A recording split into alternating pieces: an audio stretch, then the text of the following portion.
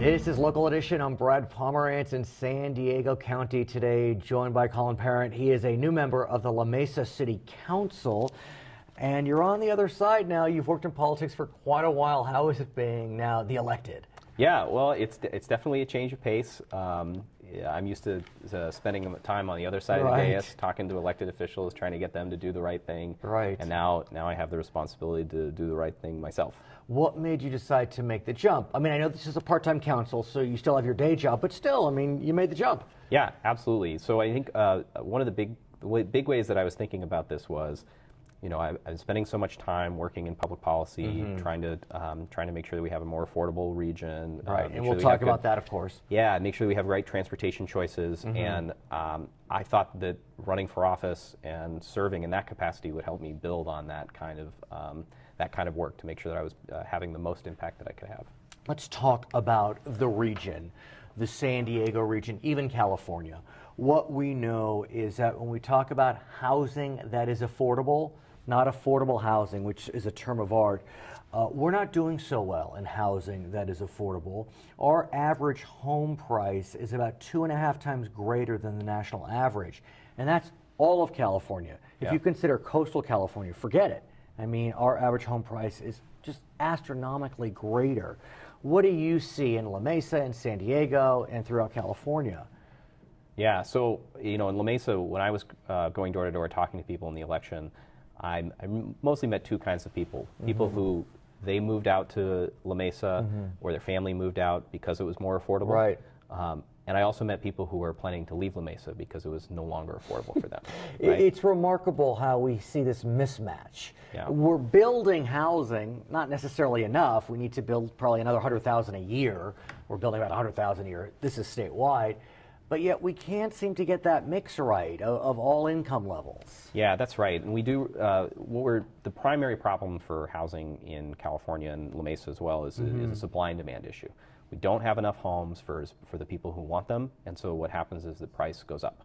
Right. And that's a big part of that is the market rate segment, right? So if you want to rent a house or buy a home, you have to, there just aren't enough of them to go around, and so the price goes up.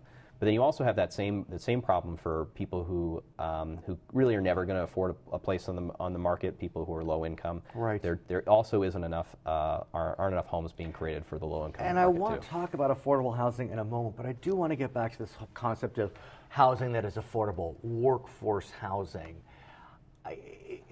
I'm flummoxed by it because we really just can't seem to get that mix correct.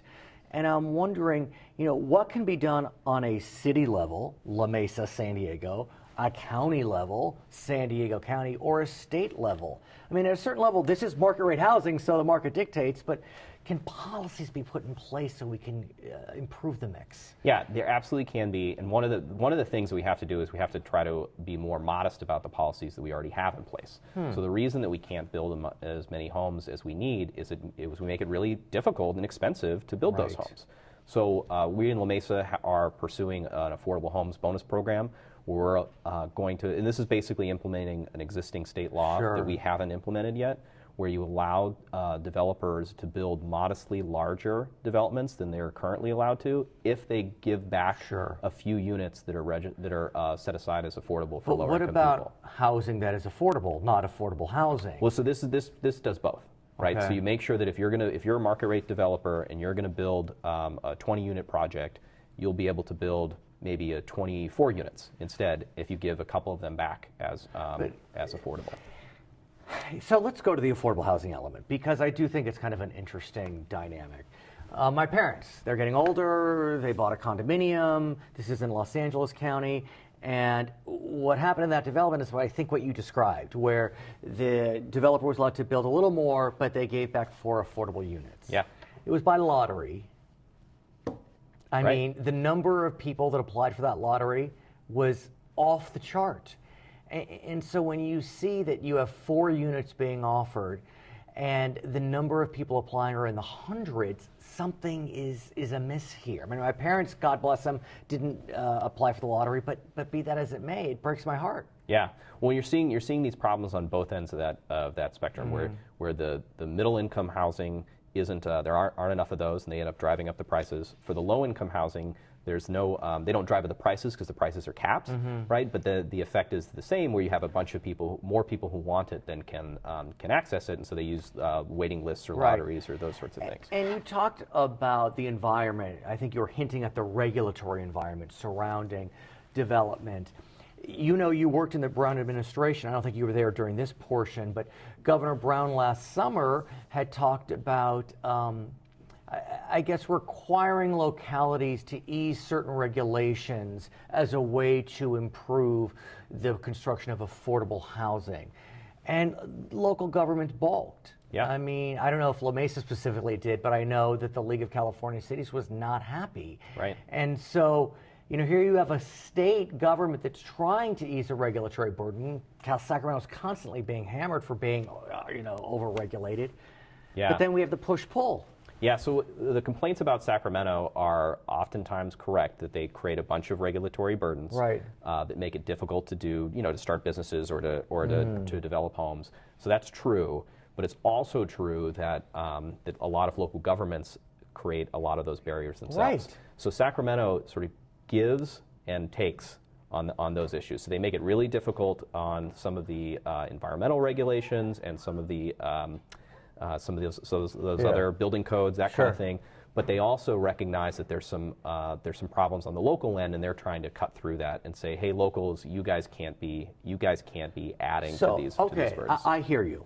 Is there a way then, in the wake of that deal collapsing, it never really was a deal, but that proposal collapsing, that the League of California Cities or whomever it is gets together so that we can have a comprehensive solution surrounding affordable housing that is affordable? We don't have redevelopment anymore. I mean, that's been a very difficult loss. Yeah. You were there during that elimination. I was there. Yeah. It's your fault. No, I'm yeah. just kidding. Yeah. So what, I mean, is that a solution, trying to get locals through the League of California Cities or otherwise to work with Sacramento to ease regulatory burdens overall? Yeah, and I actually suggest to people that we shouldn't be looking at for a silver bullet solution, a comprehensive solution. I remember. We actually need to we have to be looking at a variety of different choke points in the system and addressing those one by one. And any of those that by themselves may not be transformative, but if you do enough of them over time, then you're going to see a different regulatory environment. What about this notion of density and transit-oriented density? You know, it's interesting. Some communities, they hear about it and they can't wait. This is perfect. We love it. Other communities, are you kidding? I never want that in my community. Yeah, absolutely. And that's like the D word is really divisive in a lot of places. And I understand that, right? And a lot of people choose to live in a community and they want to make sure that it stays the same as when they moved in there. And I think that's a natural perspective.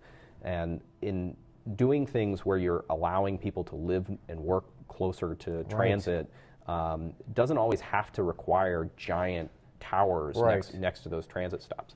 We have a lot of places, including La Mesa, where the development plans that are in place do allow for modestly more than what's there today.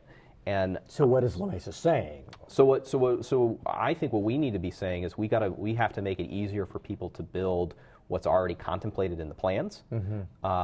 And that's, I think, step one. I don't think we have to be doing that before we start re-examining, changing those plans themselves. Okay. His name is Colin Parrott. He is a new member of the La Mesa City Council in San Diego County, where we are today. My name is Brad Palmer. Thank you so much for joining us on Local Edition.